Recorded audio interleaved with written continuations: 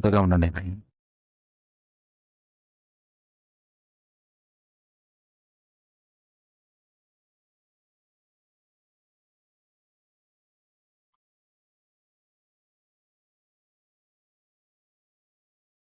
ఎందుకు ఫోన్ చేశావు? ఏయ్! పెట్టేయ్ phone.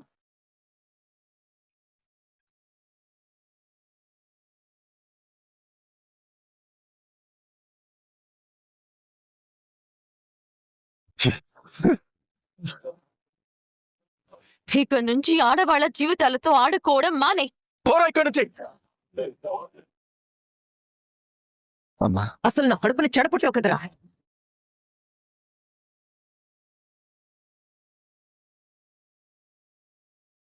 Sir. Sir. Sir. Sir. మీరిలా ఇంట్లోనే ఉంటే ఎలా సార్? అలా అలా బయట తిరుగుతాం పదండి సార్. పదండి. ఎందుకు? నలుగురి చేత చీ కొట్టించుకోడానికా? నా ఉద్దేశం అది కాదు మేడం. సుధా, నేను చెప్పేది నీ ఉద్దేశం ఇక్కడ ఎవ్వరికి అక్కర్లేదు. సార్. నోరు మూసుకొని ఉండు. హ్మ్.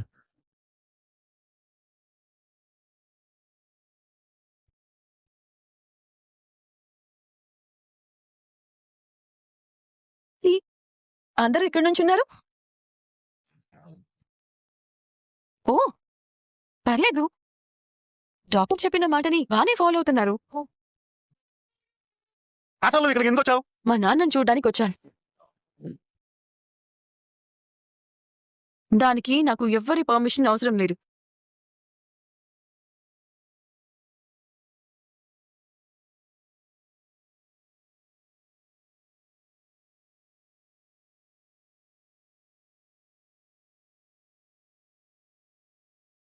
నాన్న, నేను నీ కూతుర్నైనా నువ్వు నన్ను కొడుకులా పెంచావు. నీకు మంచి పేరు తీసుకురావాలని ఆశపడ్డా. ఆ ఆశలు నెరవేర్చే పనిలో నేనుంటే మీ కొడుకు గణ మీకు తలవంపులు తీసుకొచ్చి తప్పుడు పనులే చేస్తున్నాడు నాన్న. మీరు తలదించుకునే పరిస్థితి కల్లా కూడా నేను రానివ్వను. వస్తానన్నా. వచ్చిన పని అయిపోయింది కదా, ఇంకా బయలుదేరమ్మా, బయలుదేరు. వచ్చిన పని ఇంకా అవ్వలేదు. ఇంకా అవ్వలేదా? నలుగురు ఉన్నాం కదా, ఓ 4 కాఫీ కప్పులు తీసుకురండి. ఎందుకమ్మా? ప్రశ్నలొద్దు, చెప్పింది చేయాలి అంతే. త్వరగా వెళ్ళండి. వెళ్తున్నావమ్మా, వెళ్తున్నావు. జకి, మనిషి అనేవాడు పచ్చి మంచినీళ్లు కూడా ముట్టుకోడు. అందుకే అందరం కలిసి తాగడానికి స్ట్రాంగ్ కాఫీ తెచ్చాను. కలిసి తాగుదాం. ఇప్పుడు నా కాఫీకి మంచి డిమాండ్ ఉంది. ఇది తాగితే దెబ్బకి మీ మైండ్ సెట్ మొత్తం మారిపోతుంది. కావాలంటే తాగి చూడండి. అక్కర్లేదు. ఒక సెకండ్ అమ్మా, మా సార్ని కూడా అడుగుతాను. సార్, కాఫీ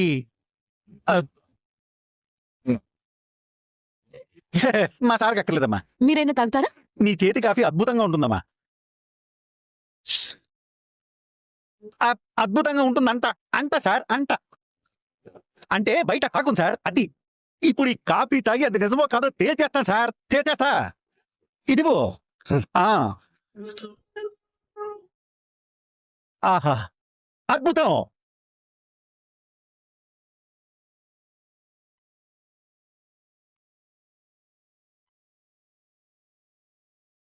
సుధా గారు, చెప్పమ్మా. ఎవరైనా మంచి చెప్తే వినాలి, లేదంటే వాళ్ళ కర్మ అంతే. అలాంటి వాళ్ళు అసలు బాగు చేయలేవమ్మా. ఈ జీవితం సార్, సారీ. సుధా గారు, చెప్పమ్మా. మీ సార్తో నేను కొంచెం మాట్లాడాలి. మీరు కాస్త. చాలు, నాకు అర్థమైంది. అది చెప్పాల్సింది నువ్వు కాదమ్మా, మా సార్ చెప్పాలి. గణా సార్ చెప్పాలి. అప్పుడే నేను చెప్తానంతే. సార్, ఏదో ఫ్యామిలీ మ్యాటర్ అనుకుంటాను సార్. ఇప్పుడు నన్ను బయటికి వెళ్ళమంటారా, లేకపోతే ఇక్కడే? అర్థమైంది సార్, అర్థమైంది. ఇది మళ్ళీ ఏం చేస్తుందో ఏంటో చూద్దాం, ఇంకేం వార్నింగ్ ఇస్తుందో.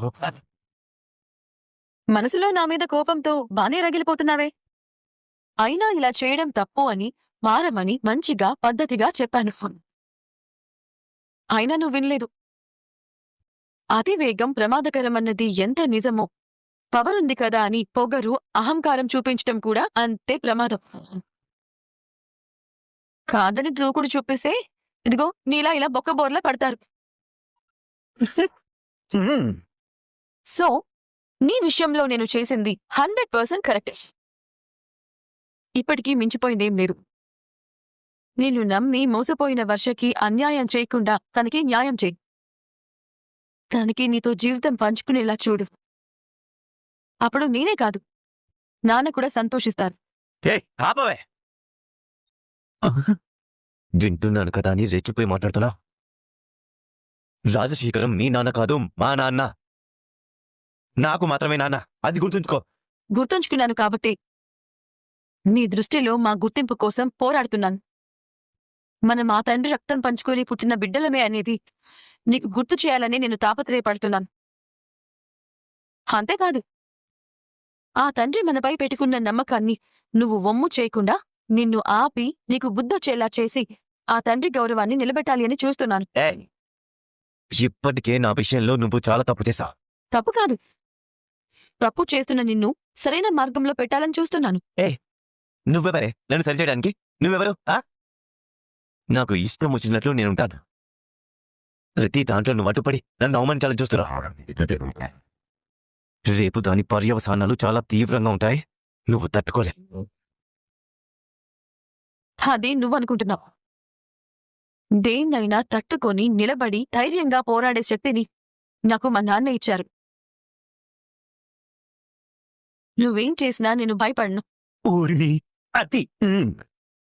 చూస్తూ ఉండ, నిన్ను భయపడేలా నేను చేస్తాను. ఇప్పటి వరకు నువ్వు నాలో ఒక్క కోణాన్ని మాత్రమే చూసా, కానీ రెండో కోణాన్ని నువ్వింకా చూడలేదు. నేను కొట్టే దెబ్బ మీ కుటుంబంలోని ప్రతి ఒక్కరికి తగులుతుంది. అది మామూలుగా ఉండదా? ఎందుకురా ఇంకా బతికే ఉన్నాను దేవుడా అనేలా చావు దెబ్బ కొడతా. నువ్వు నాకు చేసిన అవమానానికి చింతకింత నీ మీద ప్రతీకారం తీర్చుకునే తిట్టా. హ్మ్.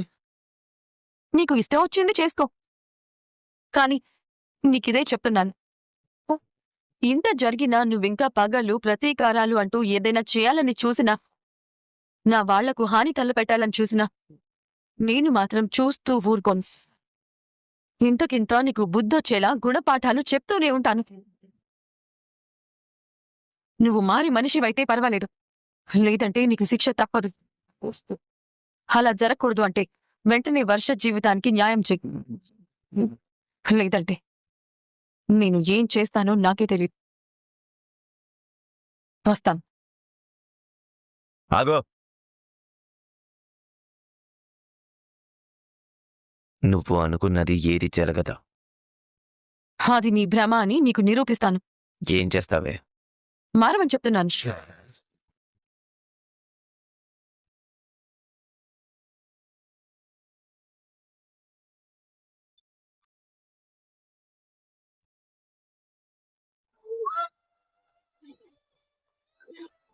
ఓ అమాయకురాల్ని ప్రేమించాను అని చెప్పి నమ్మించి మోసం చేశాను.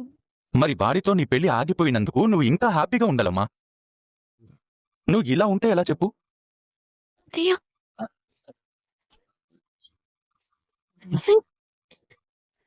నేను నీ జీవితాన్ని నాశనం చేసినా నువ్వు మాత్రం నా కూతురు జీవితాన్ని కాపాడావు.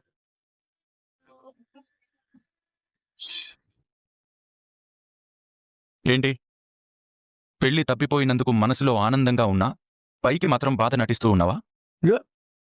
ఎంత మాట అన్నావు సిద్ధు? జరిగిన దానికి నేను మనసులో ఎంత కుమిలిపోతున్నాను నీకు తెలుసా? అయినా నిన్ను చూస్తే నాకు చాలా గర్వంగా ఉంది సిద్ధు.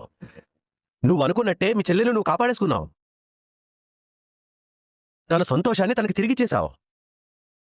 ఈ విషయంలో నీకెలా థ్యాంక్స్ చెప్పుకోవాలో నాకు అర్థం కావట్లేదు. నటించకు.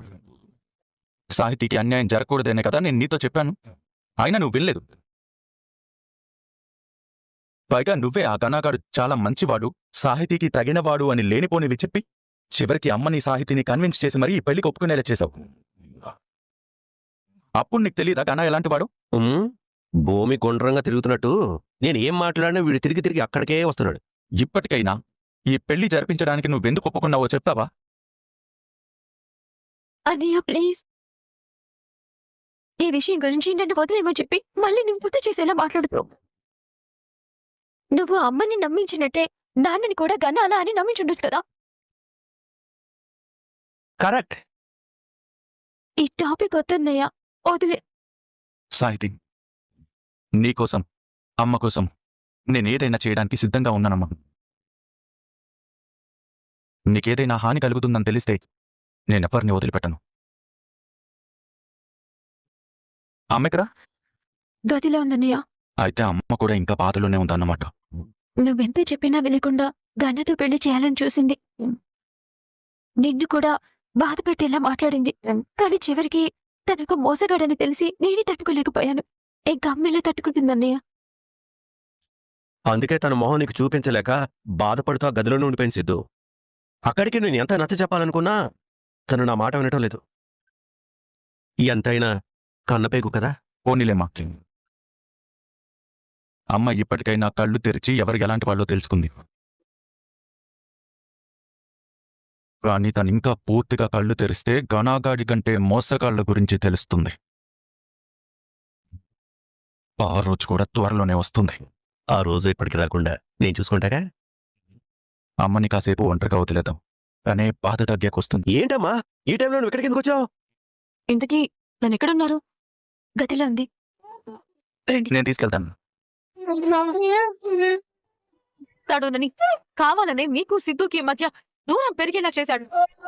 అంతేకాదమ్మా, ఏమ్మా మహాతల్లి, మేం ప్రశాంతంగా ఉండటం నీకు ఇష్టం లేదా? మా వాడికి దూరంగా ఉండమని చెప్పినా ఎందుకు వాడికి రాసుకొని పూసుకొని తిరుగుతున్నావు? అది నీకు కొంచెం కూడా సిగ్గుగా అనిపించట్లేదా? తమ అన్యాయం కాకూడదని మేము తాపత్రయపడుతున్నాం.